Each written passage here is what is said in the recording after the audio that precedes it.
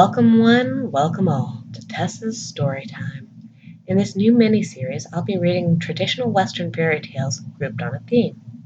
Now, when I say traditional, what I really mean is dark, bloody, and violent, with a touch of old-timey words for animals that you can't say anymore until high school.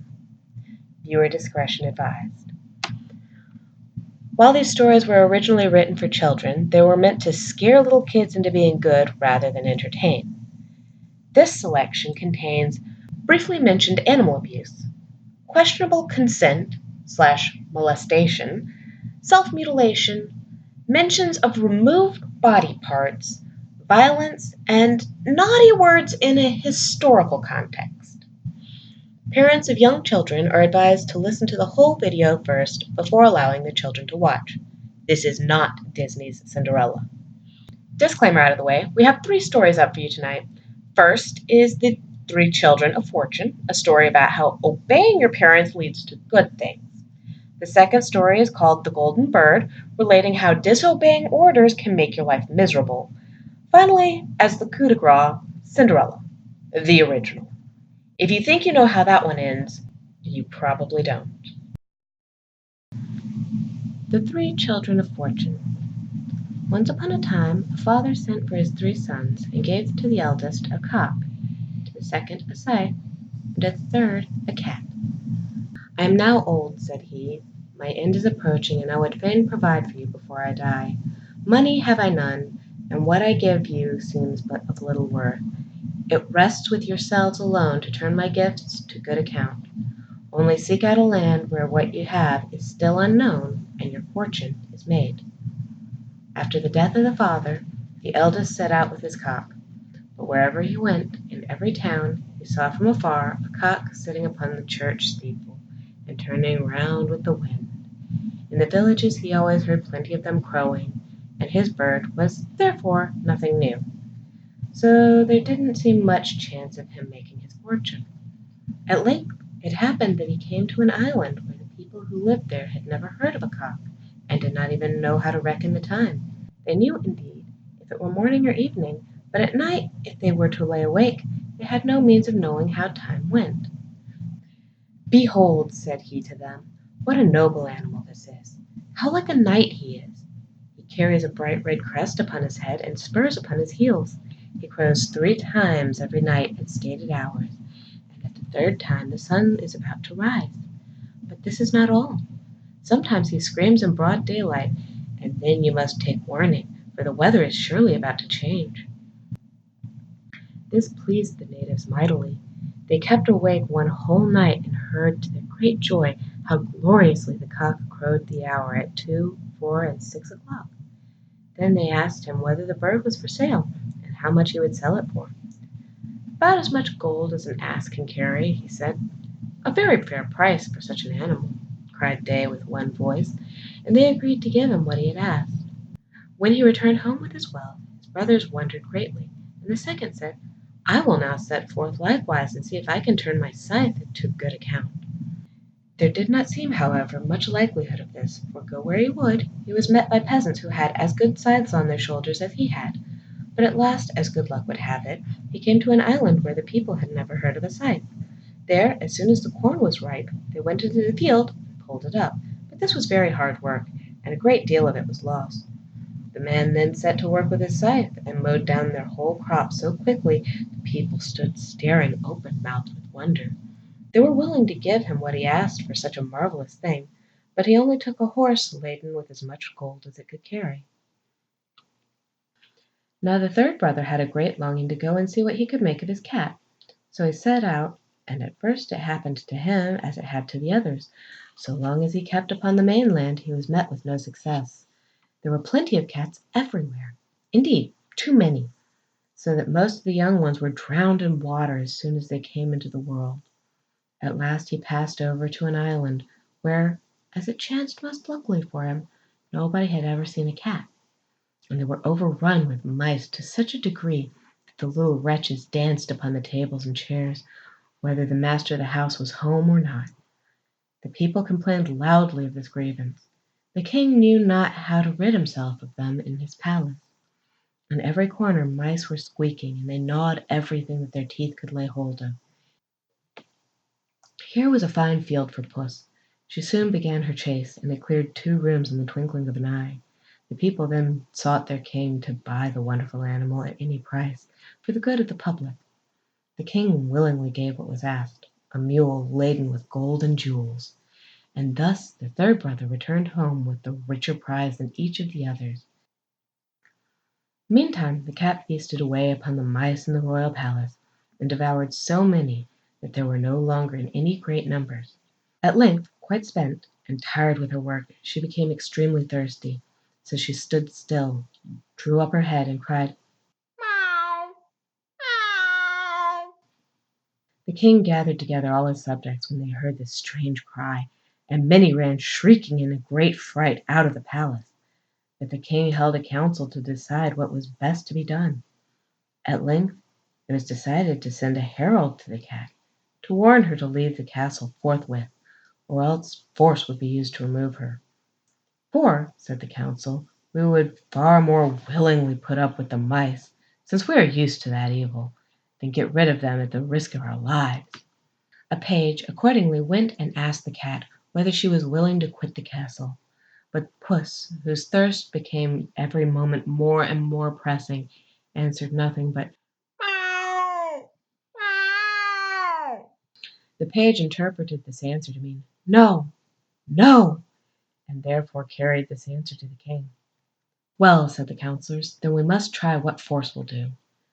So the guns were planted, and the palace was fired upon from all sides. When the fire reached the room where the cat was, she sprang out of the window and ran away. But the besiegers did not see her, and went on firing until the whole palace burned to the ground.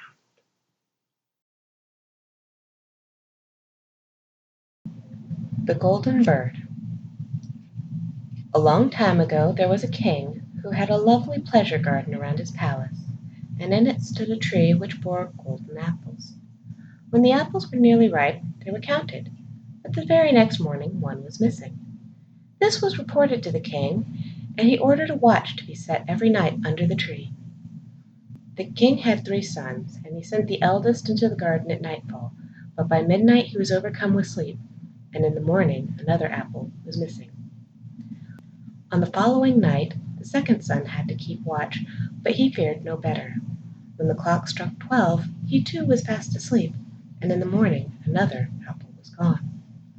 The turn to watch now came to the third son. He was quite ready, but the king had not much confidence in him, and thought he would accomplish even less than his brothers. At last, however, he gave his permission. So the youth lay down under the tree to watch, determined not to let sleep master him. As the clock struck 12 there was a rustling in the air, and by the light of the moon he saw a bird whose shining feathers were pure gold. The bird settled on the tree and was just plucking an apple when the young prince shot an arrow at it. The bird flew away, but the arrow hit its plumage, and one of the golden feathers fell to the ground. The prince picked it up, and in the morning took it to the king, and told him all that he had seen that night. The king assembled his council, and everybody declared that a feather like that was worth more than the whole kingdom. "If this feather is worth so much," said the king, "one will not satisfy me. I must and will have the whole bird." The eldest son, relying on his cleverness, set out in search of the bird, thinking he would find it soon. When he had gone some distance he saw a fox sitting by the edge of a wood. He raised his gun and aimed at it. The fox cried out, "Do not shoot me. I will give you some good advice. You are going to look for the golden bird. At nightfall you will come to a village where you will find 2 inns opposite each other. One of them will be brightly lit, and there will be noise and revelry going on in it. But be sure do not choose that one, but go into the other, even if you don't like the look of it so well." "How can a stupid animal like that give me good advice?" thought the king's son, and he pulled the trigger. But he missed the fox, who turned tail and made off into the wood. Thereupon the prince continued his journey, and at nightfall reached the village with 2 inns. Singing and dancing were going on in the one, and the other looked poverty-stricken and decayed. "I should be a fool," he said, if I were to go into that miserable place when this good one is so near. So he went to the noisy one and lived there in rioting and revelry, forgetting the bird, his father, and all good counsel. When some time had passed and the eldest son did not come back, the second started in the quest of the golden bird. He met the fox, as the eldest son had done, and it gave him the same good advice, of which he took just as little heed. He came to the two inns and saw his brother standing at the window of the one from which came the sounds of revelry. He could not withstand his brother's calling, so he went in and gave himself up to a life of pleasure. Again, some time passed, and the king's youngest son wanted to go out and try his luck, but his father would not let him go. "It is useless," he said. "He will be even less able to find the golden bird than his brothers, and when any ill luck overtakes him, he will not be able to help himself. He has no backbone." But at last, because his son gave him no peace, the king let him go. The fox again sat at the edge of the wood, begged for his life, and gave its good advice. The prince was good-natured and said, "Be calm, little fox. I will do thee no harm." "You won't repent it," answered the fox, "and so that you may get along faster, come and mount my tail." No sooner had he seated himself than the fox began to run, and away they flew over stock and stone at such a pace that his hair whistled in the wind. When they reached the village, the prince dismounted, and following the good advice of the fox, he went straight to the shabby inn without looking about him, and there he passed a peaceful night. In the morning, when he went out into the fields, there sat the fox, who said, "I will now tell you what you must do next. Walk straight on till you come to a castle, in front of which a whole regiment of soldiers is encamped. Don't be afraid of them. They will all be asleep and snoring. Walk through the midst of them straight into the castle. Walk through all the rooms. At last you will reach an apartment where the golden bird will be hanging in a common wooden cage. A golden cage stands near it, but for show. Beware. Whatever you do, you must not take the bird out of the wooden cage to put it in the other, or it will be the worse for you." After these words, the fox again stretched out his tail, the prince took his seat on it, and away they flew over stock and stone till his hair whistled in the wind. When he arrived at the castle, he found everything just as the fox had said. The prince went into the room where the golden bird hung in the wooden cage. A golden cage was standing nearby, and the 3 golden apples were scattered about the room. He thought it would be absurd to leave the beautiful bird in the common old cage, so he opened the door, caught it, and put it in the golden cage. But as he did, the bird uttered a piercing shriek. The soldiers woke up, rushed in, and carried him away to prison. Next morning he was taken before a judge, and as he confessed all, he was sentenced to death. The king, however, said that he would spare his life on one condition, that he should bring him the golden horse which runs faster than the wind. In addition, he should have the golden bird as a reward. So the prince set off with many sighs. He was very sad, for where was he to find this golden horse? Then suddenly he saw his old friend the fox sitting on the road. "Now you see," said the fox, "all this has happened because you did not listen to me. All the same, keep up your spirits. I will protect you and tell you how to find the golden horse. You must keep straight along the road, and you will come to a palace in the stable of which stands the golden horse. The grooms will be lying around the stable, but they will be fast asleep and snoring. You can safely lead the horse through them. Only one thing you must beware of. Put the old saddle of wood and leather upon it, and not the gold one hanging near it, or you will rue it." Then the fox stretched out his tail, the prince took his seat, and away they flew over stock and stone till his hair whistled in the wind. Everything happened just as the fox had said. The prince came to the stable where the golden horse stood, but when he was about to put the old saddle on his back, he thought, "Such a beautiful animal will be disgraced if I don't put the good saddle upon him as he deserves." Hardly had the golden saddle touched the horse than he began neighing loudly. The grooms awoke, seized the prince, and threw him into the dungeon. The next morning he was taken before a judge and condemned to death, but the king promised to spare his life and give him the golden horse as well, if he could bring him the beautiful princess out of the golden palace. With a heavy heart the prince set out, but to his delight he soon met the faithful fox. "I should lead you to your fate," said the fox, "but I will have pity on you and once more help you out of your trouble. Your road leads straight to the golden palace. You will reach it in the evening, and at night, when everything is quiet, the beautiful princess will go to the bathroom to take a bath. As she goes along, spring forward and give her a kiss, and she will follow you. Lead her away with you. Only on no account allow her to bid her parents good-bye, or it will go badly for you." Again the fox stretched out his tail, and the prince seated himself upon it, and off they flew over stock and stone till his hair whistled in the wind. When he got to the golden palace, it was just as the fox had said. He waited till midnight, and when the whole palace was wrapped in sleep, and the maiden went to take a bath, he sprang forward and gave her a kiss. She said she was quite willing to go with him, but she implored him to let her say good-bye to her parents. At first he refused, but she cried and fell at his feet. At last he gave her leave.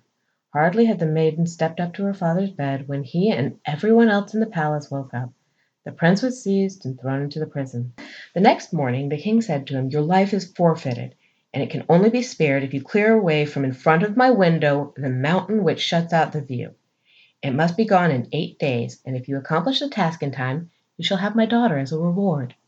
So the prince began his labors, and he dug and shoveled without ceasing. On the 7th day he saw how little he had done. He became very sad and gave up all hope. In the evening, however, the fox appeared and said, "You don't deserve any help from me, but lie down and go to sleep. I will do the work." In the morning when he woke and looked out of the window, the mountain had disappeared. Overjoyed, the prince hurried to the king and told him that his condition was fulfilled, and whether he liked it or not, he must keep his word and give him his daughter. So the prince and the king's daughter went away together, and before long the faithful fox joined them. "You have certainly got the best of all things," he said, "but the golden horse belongs to the maiden of the golden palace." "How am I to get it?" asked the prince. "Oh, I will tell you that. First take the beautiful maiden to the king who sent you to the golden palace. There will be great joy when you appear, and they will bring out the golden horse to you. Mount it at once and shake hands with everybody, but last of all with the beautiful maiden, and when you have taken her hand firmly, swing her up beside you and gallop away. No one will be able to catch you, for the horse goes faster than the wind." All of this was successfully done, and the prince carried off the beautiful maiden on the golden horse. The fox was not far off, and he said to the prince, "Now I will help you get the golden bird too. When you approach the castle where the golden bird lives, let the maiden dismount, and I will take care of her. Then ride with the golden horse into the courtyard of the castle. There will be great rejoicing when they see you, and they will bring the golden bird out to you. As soon as you have the cage in your hand, gallop back to us and take up the maiden again." When these plans had succeeded, and the prince was ready to ride on with all his treasures, the fox said to him, "Now you must reward me for my help." "What do you want?" asked the prince. "When you reach that wood, shoot me dead, cut off my head and my paws." "That would indeed be gratitude," said the prince. "I can't possibly promise to do such a thing." The fox said, "If you won't do it, I must leave you. But before I go, I will give you one more piece of advice. Beware of 2 things. Buy no gallows birds, and don't sit on the edge of a well." After saying this, he ran off into the woods. The prince thought, "That is a very strange animal. What whims he has! Who on earth would want to buy gallows birds? And the desire to sit on the edge of a well has not yet seized me." He rode on with the beautiful maiden, and the road led him through the village to where his 2 brothers had stayed behind. There was a great hubbub in the village, and when he asked what it was about, he was told 2 persons were going to be hanged. When he got nearer, he saw they were his brothers, who had wasted their possessions and done all sorts of evil deeds. He asked if they could not be set free. "Yes, if you ransom them," answered the people, "but why would you throw your money away in buying off such wicked people?" He did not stop to reflect, however, but paid the ransom for them anyway, and when they were set free, they all journeyed on together. They came to the wood where they first met the fox. It was deliciously cool there, though the sun was broiling outside. The 2 brothers said, "Let us sit down by this well, and have a little drink and eat." The prince agreed, and during the conversation he forgot what he was about, and never dreaming of any foul play, seated himself on the edge of the well. But his 2 brothers threw him backward into it and went home to their father, taking with them the maiden, the horse, and the bird. "Here we bring you not only the golden bird, but the golden horse, and the maiden from the golden palace as our booty." Thereupon there was great rejoicing, but the horse would not eat, the bird would not sing, and the maiden sat and wept all day. The youngest brother had not perished, however. Happily, the well was yet dry, and he fell upon soft moss without being harmed, yet he could not get out. Even in this great strait the faithful fox did not forsake him, but came leaping down and scolded him for not taking his advice. "I can't leave you to your fate, though. I must help you get back to the light of day." He told him to take tight hold of his tail, and then he dragged him up. "You are not out of every danger even now. Your brothers were not sure of your death, so they set watches all over the wood to kill you if they see you." A poor old man was sitting by the roadside, and the prince exchanged clothes with him, and by this means he succeeded in reaching the king's court. Nobody recognized him, but the bird began to sing, the horse began to eat, and the beautiful maiden stopped crying. In astonishment the king asked, "What does all this mean?" The maiden answered, "I do not know, but I was very sad, and now I am very gay. It seems to me that my true bridegroom must have come." She told the king all that had happened, although the two brothers had threatened her with death if she ever betrayed anything. The king ordered every person in the palace to be brought before him. Among them came the prince in disguise as an old man in all his rags, but the maiden knew him at once and fell on his neck. The wicked brothers were seized and put to death, but the prince was married to the beautiful maiden and proclaimed heir to the king. But what became of the poor fox? Long afterward, when the prince went out into the field one day, he met the fox, who said, "You have everything you have desired, but there is no end to my misery. It still lies in your power to release me." Again he implored the prince to shoot him dead and to cut off his head and paws. At last the prince consented to do as he was asked, and no sooner was it done than the fox was changed into a man. He was none other than the brother of the beautiful princess, at last set free from the evil spell which so long had laid upon him. There was nothing now wanting to their happiness for the rest of their lives. The end.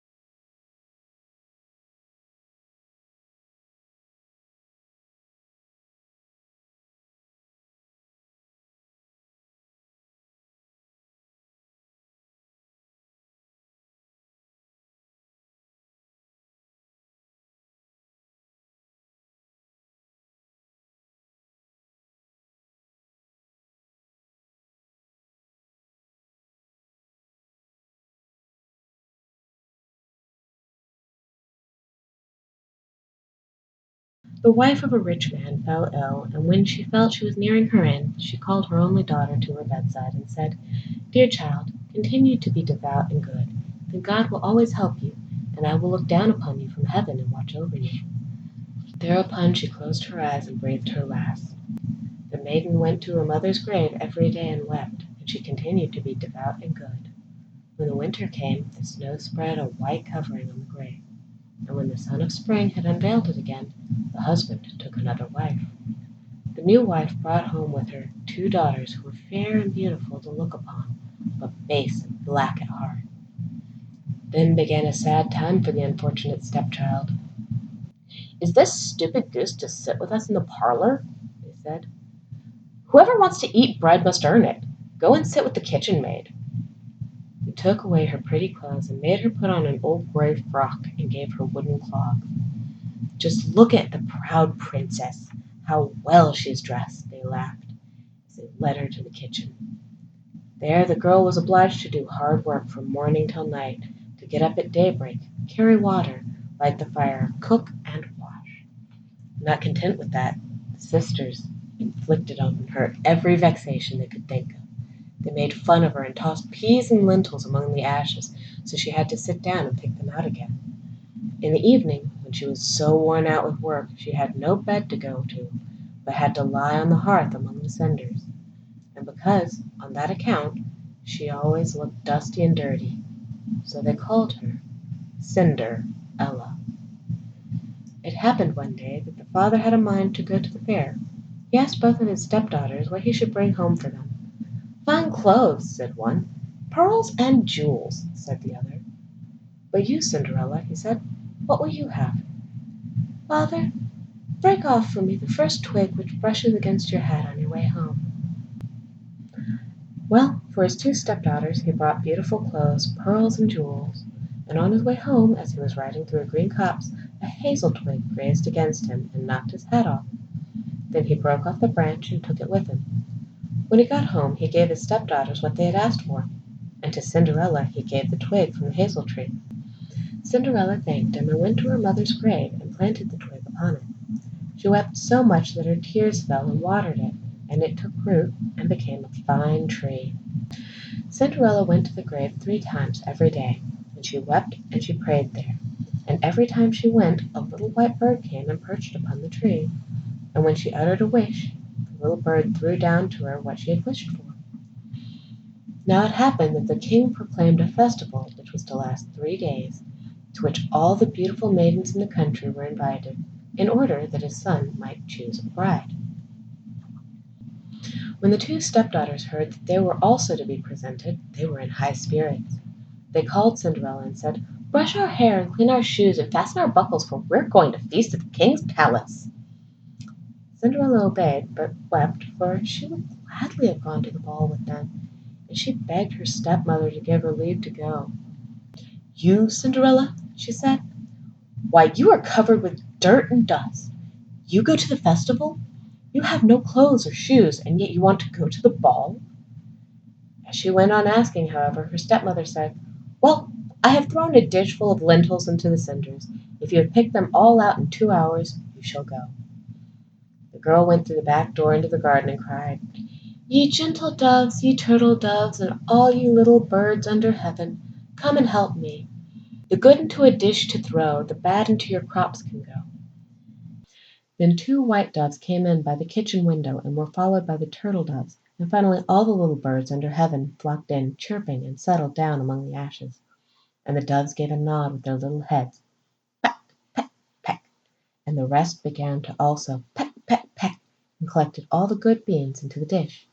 Scarcely had an hour passed before they had finished, and had all flown out again. Then the girl brought the dish to her stepmother, and was delighted to think how she would be able to go to the feast with them. But she said, "No, Cinderella, you have no clothes, and you cannot dance. You will only be laughed at." But when she began to cry, the stepmother said, "If you can pick out 2 whole dishes of lentils from the ashes in an hour, you shall go with us." And she thought, "Cinderella will never be able to do that." When her stepmother had thrown the dishes of lentils among the ashes, the girl went out through the back door and cried, "Ye gentle doves, ye turtle doves, and all ye little birds under heaven, come and help me. The good into a dish to throw, the bad into your crops can go." Then 2 white doves came in by the kitchen window, and were followed by the turtle doves and all the other little birds under heaven, and in less than an hour the lentils had been picked up, and they had all flown away. Then the girl carried the dish to her stepmother, and was delighted to think she would now be able to go to the ball. But she said, "It's not a bit of good. You can't go with us. You have no clothes. You cannot dance. We would be ashamed of you." Thereupon she turned her back upon her and hurried off with her 2 proud daughters. After everyone had left the house, Cinderella went out to her mother's grave under the hazel tree and cried, "Shiver and shake, dear little tree, gold and silver shower down on me." Then the bird threw down on her a gold and silver robe and a pair of slippers embroidered with silk and silver. With all speed she put on the robe and went to the feast, but her stepsisters and their mother did not recognize her. They supposed she was some foreign princess, so beautiful did she appear in her golden dress. They never gave a thought to Cinderella, but imagined that she was sitting at home in the dirt, picking the lentils out of the cinders. The prince came up to the stranger, took her by the hand, and danced with her. In fact, he would not dance with anyone else, and never let go of her hand. If anyone came up to ask her to dance, he said, "This is my partner." She danced until nightfall, and then wanted to go home, but the prince said, "I will go with you and escort you." He wanted to see to whom the beautiful maiden belonged, but she slipped out of his way and sprang into the pigeon house. Then the prince waited until her father came and told him that an unknown maiden had vanished into the pigeon house. The old man thought, "Could it be Cinderella?" And he had an axe brought to him so that he might break the pigeon house down. But there was no one inside. When they went home, there lay Cinderella in her dirty clothes among the cinders, and a dismal oil lamp was burning in the chimney corner, for Cinderella had quietly jumped out of the pigeon house and had run back to the hazel tree. There she had taken off her beautiful clothes and laid them on the grave, and the bird had taken them away again. Then she had settled herself among the ashes on the hearth in her old grey frock.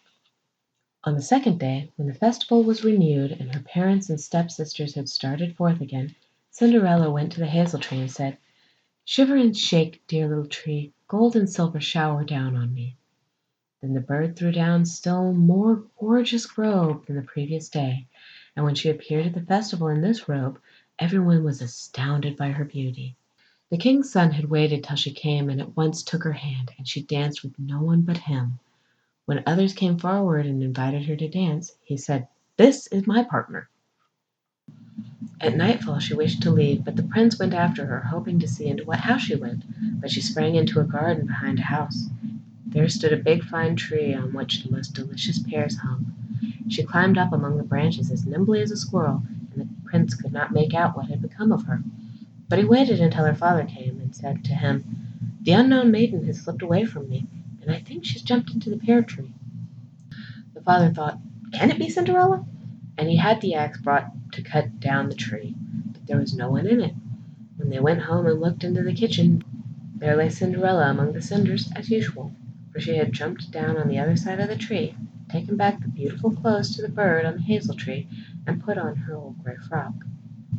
On the third day, when her parents and sister had started, Cinderella again went to her mother's grave and said, "Shiver and shake, dear little tree, gold and silver shower down on me." And the bird threw down a dress which was so magnificent no one had ever seen the like before, and the slippers were entirely made of gold.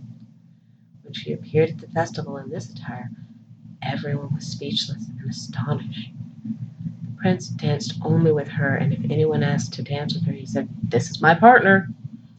When night fell and she wanted to leave, the prince was more desirous than ever to accompany her, but as the maiden sprang down them, her left slipper remained sticking there. The prince took it up. It was small and dainty and made entirely of gold. The next morning he went with it to Cinderella's father and said to him, "No other shall become my wife but she whose foot fits this golden slipper." The two sisters were delighted at that, for they both had beautiful feet. The eldest went into the room intending to try on the slipper, and her mother stood beside her, but her big toe prevented her from getting it on. Her foot was too long. Then her mother handed her a knife and said, "Cut off the toe.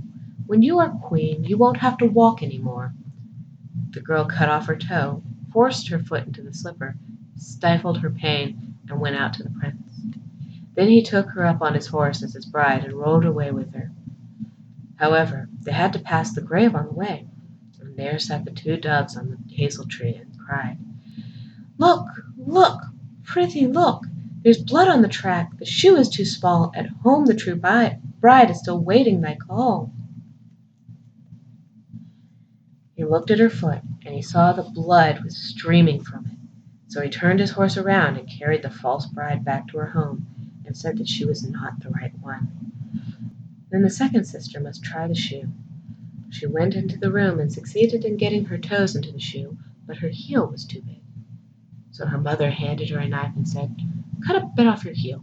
When you're queen, you won't have to walk any more." The maiden cut off a bit of her heel, forced her foot into the shoe, stifled her pain, and went out to the prince. Then he took her up on his horse as his bride and rode off with her. As they passed the graves, the two doves were sitting on the hazel tree, crying, look back, prithee, look back! There's blood on the track, the shoe is too small, at home the true bride is still waiting thy call." He looked down at her foot and saw that it was streaming with blood, and that there were dark spots on her stockings. Then he turned his horse and brought the false bride back to her home. "This is not the right one either. Have you no other daughters?" he said. "No," said the man. "There's only a daughter of my late wife's, a punny, stunted drudge, but she cannot possibly be the bride." The prince said that she must be sent for, but the mother answered, "Oh no, she's much too dirty. She mustn't be seen on any account." He was absolutely determined, however, to have his way, and they were obliged to summon Cinderella. When she had washed her hands and face, and went up and curtsied to the prince, who handed her the golden slipper, she sat down on the bench, pulled off her wooden clog, and put on the slipper, which fit to a nicety. And when she stood up, the prince looked into her face and recognized the beautiful maiden that he had danced with, and cried, "This is the true bride!" The stepmother and her two sisters were dismayed and turned white with rage, but he took Cinderella on his horse and rode off with her. As they rode past the hazel tree, the two doves cried, look back, prithee look back, no blood's on the track, the shoe's not too small, you carry the true bride home to your hall." And when they had said this, they both came flying down and settled on Cinderella's shoulders, one perched on the left and one perched on the right, and there they remained perched. When the wedding was going to take place, the two false sisters came and wanted to curry favor with her and take part in her good fortune. As the bridal party was going to the church, the elder was on the right side and the younger on the left, and the doves picked out one of their eyes each. Afterwards, when they were coming out of the church, the elder stood on the left and the younger on the right, and the doves picked out the other eye of each of them. And so for their wickedness and falseness they were punished with blindness for the rest of their days.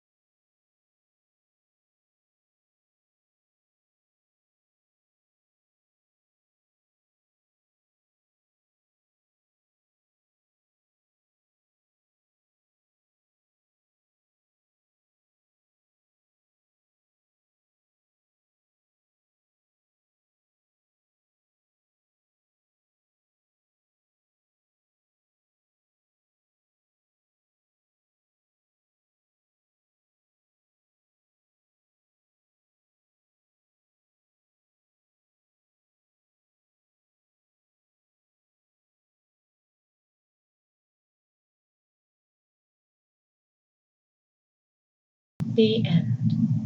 Thank you for listening in. I wanted to do something a bit different this time. As I've said many times over, I'm not a gamer. I am, however, a bibliophile. I have been told on occasion that I have a nice reading voice, although I'll leave that assessment up to you. This may or may not be the case. It certainly sounds different from my screaming at the character's voice in my other videos. Due to a lasagna of failure on my part, my Final Fantasy video isn't ready for upload today. I hope you will all take my offering of calmly read bedtime stories in its place. I will be posting the Shantae vid on Thursday as usual, and Final Fantasy will be posted on Saturday. After that, we'll start a schedule of Tuesdays Final Fantasy, Thursdays Shantae, and Saturdays more fairy tales. Next week's theme is Spinning Thread.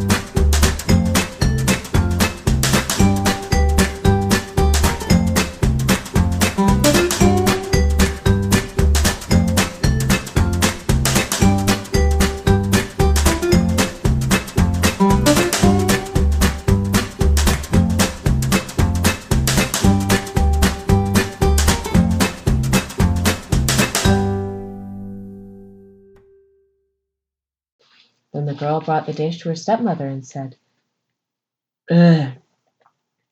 Then the girl brought the dish. God damn it! I just realized what I said. Then the girl brought the dish to her stepmother and was. Fuck me! God damn it! Stop giggling.